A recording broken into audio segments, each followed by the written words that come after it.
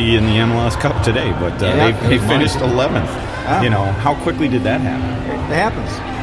Look at the goal that got us into the playoffs.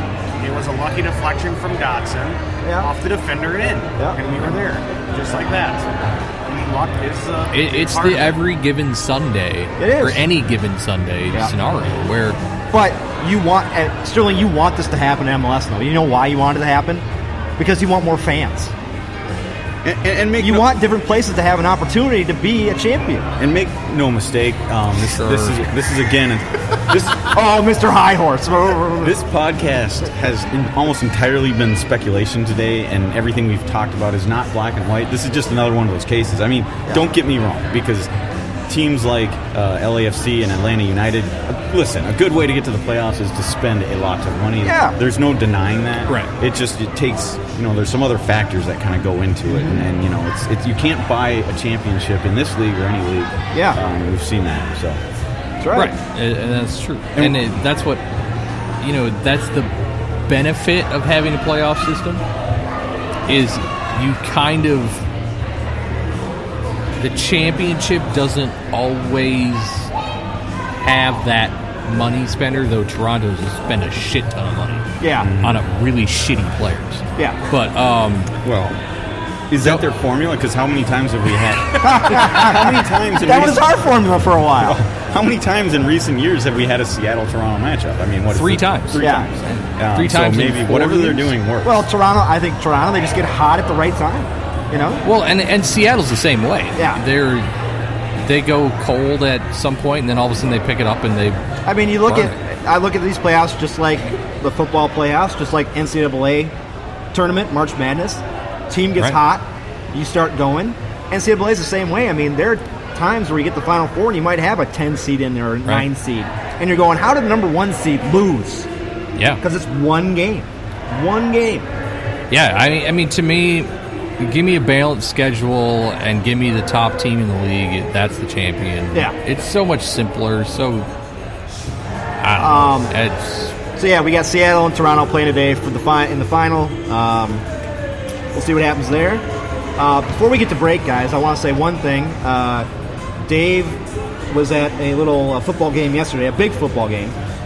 Minnesota Golden Gophers. Yeah, Tony, thanks for bringing it up. You really didn't have to. Well, I have to. This is a Loons podcast. It's a huge game, though. Human exploitation. Sorry. Yeah. All right. Well, since you brought it up, I will say it was the biggest Gopher football win in I don't know, at least 50 years. Biggest win.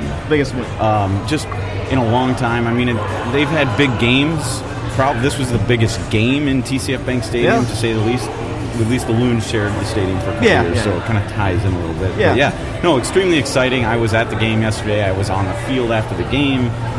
It's the kind of thing I'd hope for Loons fans, because I mean the emotion, the pure raw emotion of just having a win like that was amazing. Literally hugging random fans in the stadium, in the stands. Yeah, you jumped on the field afterwards to celebrate the win. My question: did you miss any of it due to nachos? Well, I'll tell you, that's the only downside to such a big game is that it was a sellout, their first since 2015, I believe, and guess what happened? Fair weather fans in Minnesota. Yeah, I've been a diehard. I've had season tickets for a long time, but yeah, the only downside is the lines for the bathroom at TCF Bank and concessions were incredibly long. That's what sucks about having a winning team. Well, that's right. I guess you got to take the good with the bad. Expensive tickets, long lines. Hey, you know what, Johnny? You take the good, you take the bad, you take them both, and there you got the facts of life. There you go. Okay, but we can move on. But thanks for bringing. Yeah, that I just up. want to bring that because it was a big game yesterday, and of course Tom listens to this podcast, and Tom and I watched it yesterday. We were very excited about it, so I thought I'd bring it up. We're gonna head to the break here now.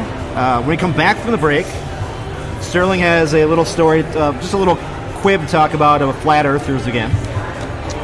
Very quick. Very quick. And then I got a story to talk about that involves a cop and a hot dog. So take what you will from that story. We'll be back here at Inbound Brewing Company in just a minute. All right.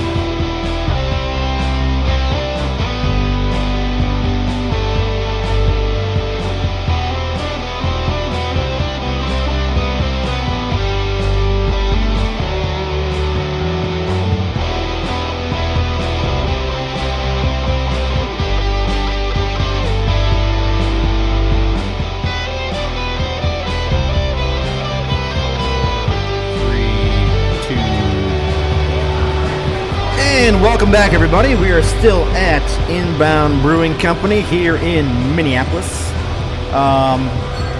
We're now on to the part of the show where we talk about crazy stuff because, it's the off-season now. We really don't have a lot to talk about in terms of soccer-wise. Right.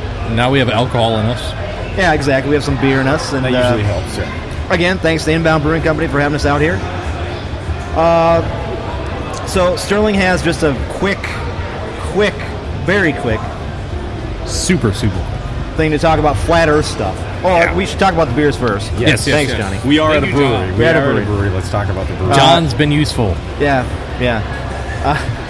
So Dave had 2 beers he didn't get a chance to talk about. Well, yeah, that's true. And I had one during the first half of the show. Of course, we're still here at Inbound. And so I decided to have the Minnesota Rice, which is a wild rice porter. Now, I specifically picked that one because of the Minnesota in its name, to pay a little homage to the college football team that also plays in this city. Jeez. But no, seriously, you had me at porter number 1. I think I've said ad nauseum how much I like porters and stouts, like you, Dave, and David.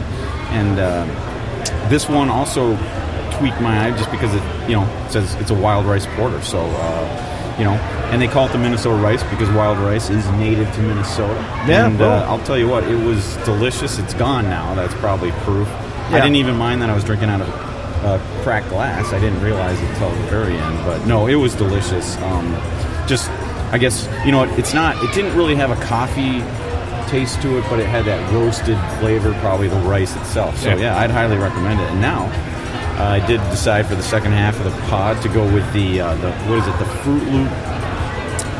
Fruit of the Loop. It's a citrus IPA, and I tell you what, it's for somebody who hasn't always liked IPAs, specifically citrus IPAs. They're growing on me, and this one is a good reason why I'm almost halfway through it. Just delicious. Yeah, and I know you guys have tried that one before. Yeah, I've had that a few times at home. Sterling, what'd you get? I got the cinnamon bun. Oh, that's right. You got the cinnamon bun. It's a double brown with cinnamon. It's super roasted. I mean, it's incredible. I feel like the alcohol content might be a bit high. What's that? Cinnamon bun? Yeah, 9%. Whoa. Yeah. Holy jeez. No wonder it's served in, I guess, what you call a tulip. Yes, tulip. I will say I definitely have noticed. Yeah, it's probably don't need a pint of that, but I do have to swing all the way back to my Fruit of the Loop IPA. It says for those day drinkers out there, it's best enjoyed with the Saturday morning cartoons. Oh, so they want you to wake up and watch that and drink beer? According to Inbound. See, let's talk about that. There is no Saturday morning cartoons anymore. That's true. There is none. Unless you have Boomerang. Well, exactly. Yeah. I mean, remember?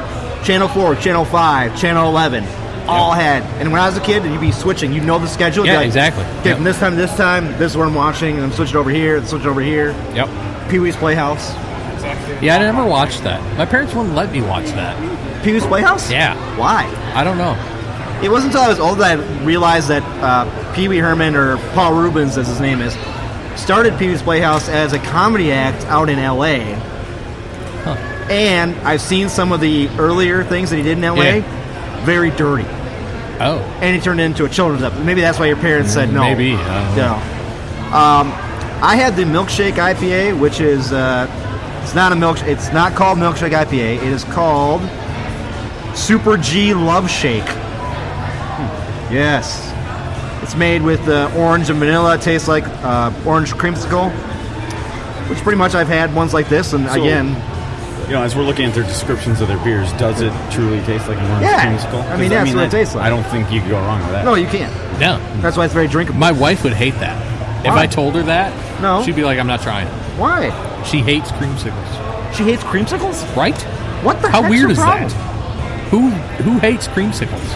I mean, I waited for the day that Johnny the Schwann's truck would pull into the driveway and the Schwann's guy would come out with the creamsicle. Yeah. Well, did you have the dreamsicle dip going at Dairy Queen this summer? No, I'm not a big Dairy Queen guy. I'll say this. I don't think I ever realized that. I'll say this. I don't love creamsicles, but I certainly don't hate them. Right. I mean, that hate's a strong word for a creamsicle.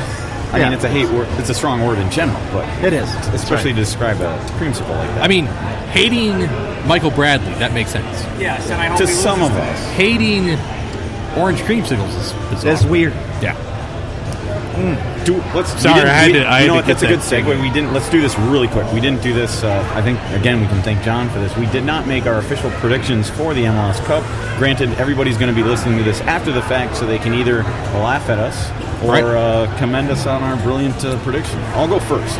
I think because this game is Seattle, the amount of luck that's involved in this game we've talked about earlier. I'm going to go with a Seattle victory. And I guess let's get specific. I'm going to say 3-1. But 2 of those goals are going to be scored because of luck. Only 1 is skill. Okay. All right. Fair enough. 1-1. It's going to be 1 on penalty kicks by Seattle. And Michael Bradley's going to sky his penalty kick. There you go. Very specific about that, yes. Sterling. I'm going to go crazy. I'm going to say 4-1. Seattle. I'm going to say Seattle's going to have a breakout type of game. They're going to kick some butt. They're playing at home. I mean, I could see that. Of course. Yeah. You know, the home team hasn't done extremely well this MLS postseason, obviously. But, what is this, Seattle? It's a complete sellout, too. Yeah, I would expect. I'm just going to go so with... we're talking 70,000 people roughly, or no, maybe not quite that high, but it's 60, maybe close to it. I say 2-0 Seattle. I'm just going to go with whatever team has Michael Bradley loses. Okay. So we're all on board with Seattle winning. So if Toronto ends up winning the 2019 MLS Cup, then you guys can just hit your fast forward button and start laughing at us. And me, it's just the bias against Bradley. There you go. Am I the only Bradley lover here? You might be. Wow. Yeah, pretty much. And unfortunately, I don't know who to pick if your other man crush is playing for Seattle this year. Oh, you mean Deuce? I don't know what I would have picked. Oh, right. Clint Dempsey. I would have picked I would have not even turned on the TV for it. I would have picked an earthquake that would have split the stadium in Seattle. In Seattle. Everyone would have survived. Okay. But it would have split the I stadium. feel like this is being recorded forever and ever. I just want to put it on the record. I do not have a man crush on Michael Bradley, or Bob Bradley. Michael Bradley, I don't. That's obviously I don't have a crush on him. I do. I am an ardent supporter of the U.S. men's national team, and therefore that's why I like Michael Bradley. Call me a lemming. Call me silly, but I do enjoy watching Michael Bradley play for that reason alone. This is a good segue to man crushes. For man crushes, too. Johnny, you want to talk about the worst that you had out there? The hot dog you had?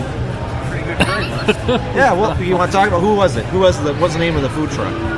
Yes, talk about it. Gerhard's. Yeah, you had some food out there. How was the food? Give them pretty tasty. It was, the Spätzle was okay. Say the name one more time into the microphone. Gerhard's Wiener Stand. Let's give him a plug. Gerhard's Wiener Stand. Wurst Stand. I said it wrong. Okay. So if you were in Germany and it was would that be how it was said? Yes. Okay. I mean, granted, if my mom was here, it would be exact. Oh yeah, your mom. I still have the accent. Sure. When I speak German. Right. So it was good. So it was good. After this, the currywurst was really appetizing. After this, I should go get some food. Well, it depends on what you want to eat. Yeah. You might not want a wiener wurst. I like borscht. They are good though, because they were at the place I was at yesterday, and I was already full from a big burrito. Yeah, I'll tell you what. I'm not a huge fan of like hot dogs or bratwurst in general. You just don't like but Germans. I'll tell you what. After our trip I like Germans. After our trip to Chicago earlier this year, I really kind of fell in love with the Chicago dog. Oh, Chicago dogs are great. And that's not something I really have had a lot in the past, but I had a couple in Chicago. Where did you get them at in Chicago? Oh boy, I couldn't tell you. What was the name of that bar we went to? Wasn't it a bar we went to? Yeah, how much was it? I'm not gonna. It was the one before the Cubs game that I didn't go to. Yeah, it might have been. God, what was the name of that one? It was right across the street from Wrigley. That's where I had it. Yeah, I think it was Cubby Bear. Cubby Bear. Oh, that's Cubby right. Bear. I wasn't allowed in because I had my kids and it wasn't adults. Yeah, that's right. That's where we had the first Chicago dog of the week. I think Tony and I. I've had one Chicago dog in Chicago, and it was at Harry Carey's. Well, there you go. On the Navy Pier. It was $13, and it was the size of this table, and it was outstanding. Wasn't that you had that when we went there last time? The Chicago trip from a couple years ago. Yep. Went to Harry Carey's. And I've had it twice. Because we went to Harry Carey's that time. Yes, and he was upset because he wanted to go to Applebee's. Remember that time? Yeah, that time. Yeah. Then we went to the game and Calvo was playing for Chicago. Remember that? Yeah, I remember that. That was awesome.